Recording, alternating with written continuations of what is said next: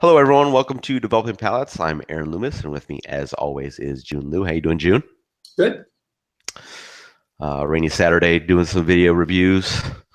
So today we are talking about the Kral Zlatno Sonce Toro. Rishte can correct me on that. I don't speak Macedonian, so I think I did a good job, but we'll find out. This cigar is 6-inch by 52 ring gauge. Comes out of the New Order of the Ages factory in Nicaragua. Wrapper is Ecuadorian Connecticut with the binder of Mexican San Andres. And the filler is from Nicaragua, kind of a mix of Esteli and Jalapa, a lot of Lajero from what I understand. Blended by Riste Ristevski, and the price point is $10.60. And the cigar was released in August of 2016. So with all those details out of the way, June, what was your pre-light experience like? Pre-light experience was good. From the look of the cigar, I got a very smooth and velvety Claro shade wrapper. Veins for the most part well pressed, and seams tight. Bunching and roll felt well done, as I felt no soft spots and I got a uniform give throughout. The head is finished off with the thick triple cap, so the look of it, feel of it looked all good. Moving on to the nosing experience. So when I nosed the wrapper, I got some hay and cedar. When I smelled the enclosed foot, I got some cedar, barnyard, and mixed nuts, and a little bit of white pepper coming through. Cold draw, dry cardboard cedar, sharp white pepper that I especially got on the tip of my tongue. So all in all, for Claro shade wrappers, it's good. Yeah, light brown wrapper, some darker areas kind of down near the foot. There were some fine veins that could see crisscrossing in the wrapper. Seams were pretty easily seen, but they're smooth. Three very well applied caps. Foot is covered over with some excess wrapper that's folded over. One thing to note is no man bun. So it's interesting to see that from the Red Knight, which was the initial release from JSK, not necessarily continuing that trend over. Standard JSK band, but in this one, in this version, it's a white band with gold lettering and artwork. The aroma from the wrapper was a very faint hay, and although the foot was covered up, I was still able to get a little bit of barnyard note that was kind of peeking through there. On the pre-light draw, I got a little bit of a slightly sweet dry hay and a little bit of red pepper. There was also a slightly spicy tingle that I was getting on my lips. So flavor-wise, what was your experience like? For first draw, I mean, if I probably smoked this blind after smoking a few of what Riste does, I could probably tell that this is JSK because he delivers power and strength like nobody's business. So very commanding, rich and oily black pepper, caking my entire tongue and palate. But surprisingly, I was able to taste other flavors, even though that oily strength was so strong. I could still taste the other more of what I believe are more Connecticut shade classic flavors of like mixed cream nuts, medium body sweet cream, and like hay. Quarter-inch in a cigar. It went from like me somewhere between medium full. And that string, it was interesting because it was so rich and oily, but that string didn't actually kick in for me until the last third. Mm-hmm. Whereas before that, it was somewhere between medium full and full. Medium body sweet cream and the mixed nuts intensified as that first third progressed. Through the retro, I mean, you get that huge wallop of spice. It just absolutely scorched my nose and cleared my nasal passage of black pepper, but also had mixed nuts and sharp cedar. Finish was long and lingering with high dosage of rich and oily black pepper zing, cream mixed nuts, and toasted wood. And body was at the medium point throughout the entire cigar. So moving on to the second third, still that very prevalent oily richness. The strength, still the same, like I was saying. But the combination of that cream mixed nuts and medium body sweet cream stood well against the mist of the strength continuously. And also that note just continually just was able to play right along with that strength and that oiliness. a new note of wooded bitterness started entering the profile, and that gave it more of a better, like an earthy tone to the cigar. The retro was really unique. I started getting this like burnt buttery effect to it, which I thought was really neat and tasty, in addition to the mixed nuts and that powerful black pepper and sharp cedar. Finish still lingering with that dominant oily black pepperzine, cream mixed nuts, and toasted wood. So last third, as I kind of was talking about earlier, is where the strength really caught up to me. It went from somewhere in between the medium full to just solid kick me in the ass full. I I actually wrote this in my the written review, but that strength made me feel like I just vaped some weed, and my whole body and mind just went numb. I'm by no reason a weed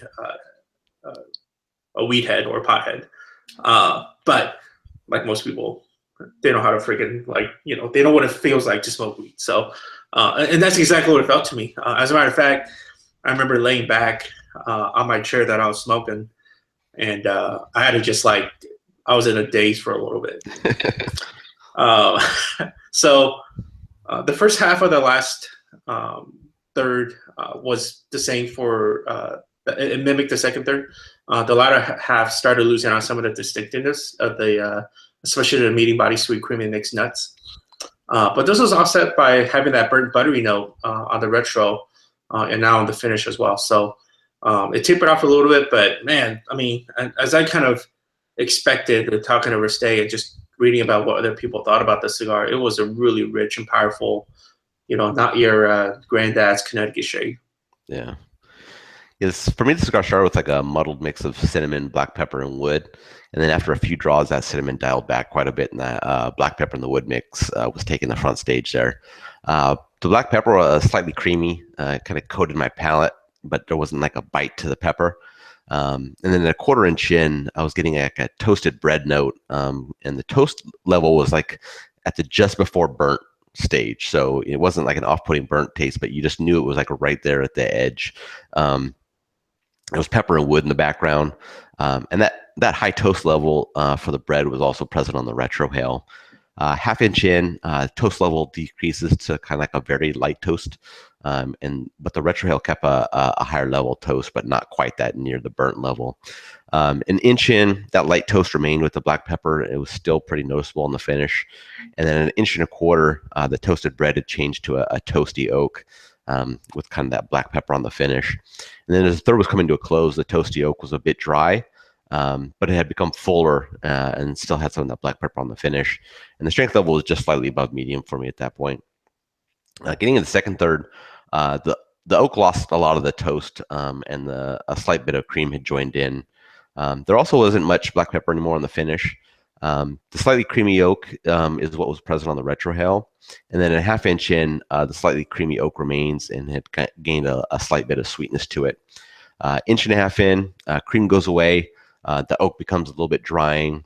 And then as the third was coming to a close, a little bit of bitterness joined in with the oak, which got rid of the dryness for me. And the strength had bumped up to medium full. Getting in the final third, a little bit of coffee joined in along with the oak, which kind of made that slight bitterness. Like there was a purpose for the bitterness, because you just had something that you kind of get with some variations of black coffee.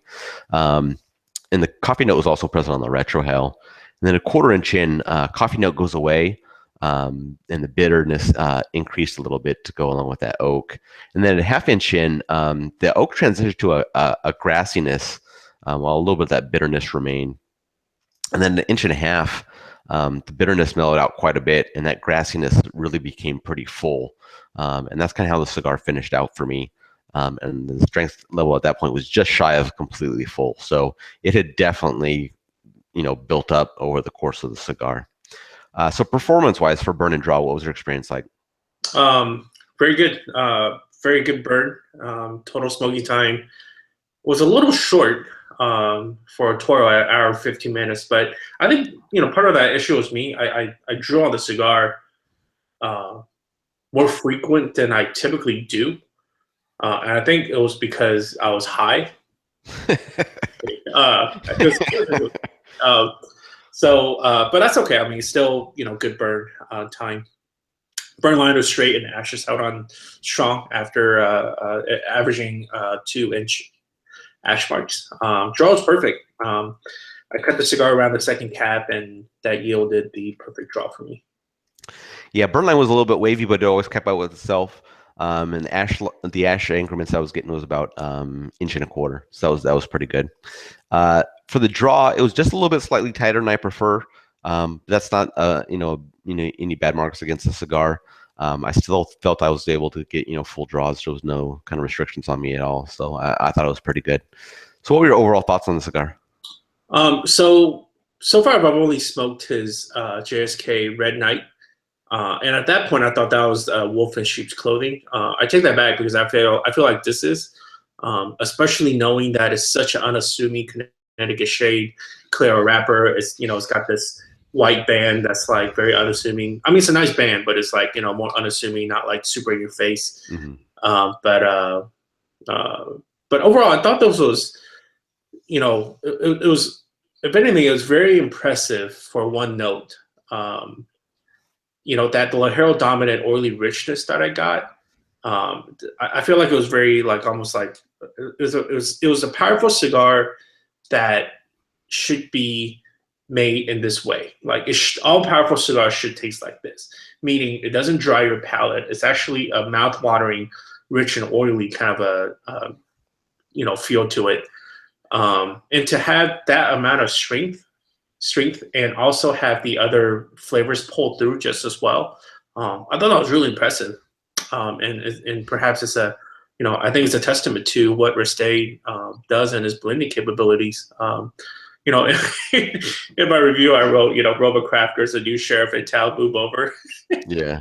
I stand by that because, there's very few super strong cigars that has this much of a note flavor to it and powerful flavor to it. Yeah. So, I dug it. Yeah.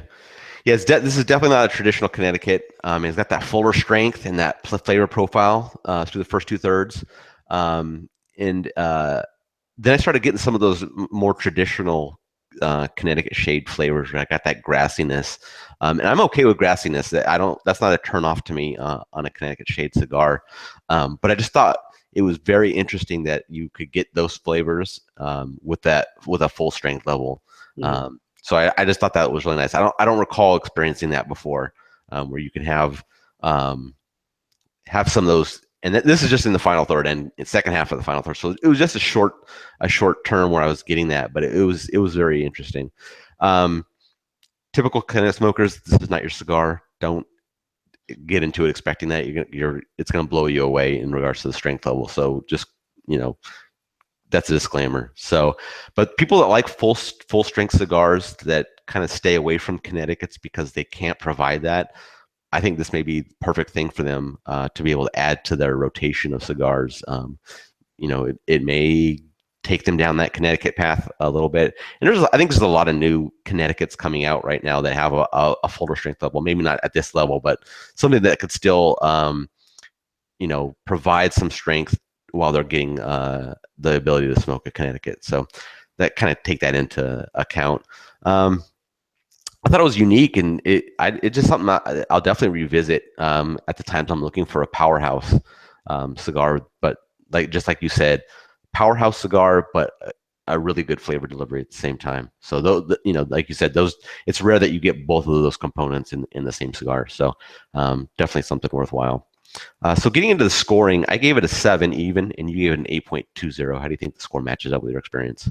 Matches up well. I mean, I went from very good for first and second third to good to the last third. Overall, just very well done, constructed cigar. So yeah, it's in line with my expectations. I'm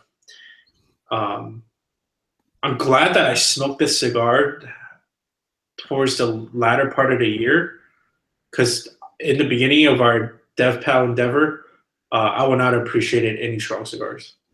Yeah. Yeah, I think my score matches up. Flavors were good. Strength was up there. It was a pretty well-rounded cigar, so I think the score matches up well. Any other final thoughts on the cigar?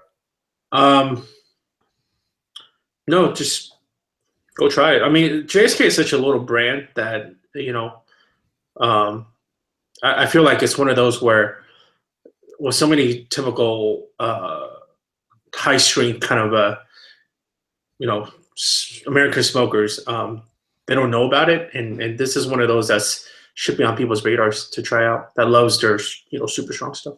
Yep, definitely. I think there's a good contingency of people that like really full strength cigars, and I think JSK, so far smoking the Red Knight and this cigar as well. They both fit that profile in regards to strength, but they also provide a lot of flavor. So, if you just smoke for strength and you care less about any flavor, then don't waste a good cigar to get your fix. But if you like both, if you like the strength and you like the flavors, you know, I think the JSK lines so far are providing that. So, well, thank you for watching. If you're just catching this video on YouTube, be sure to subscribe to us, but also check out the full written review on the website, developingpalates.com. And be sure to follow us on all the social media channels, Facebook, Instagram, Twitter, Google+. Thank you for watching, and we will catch you on the next video.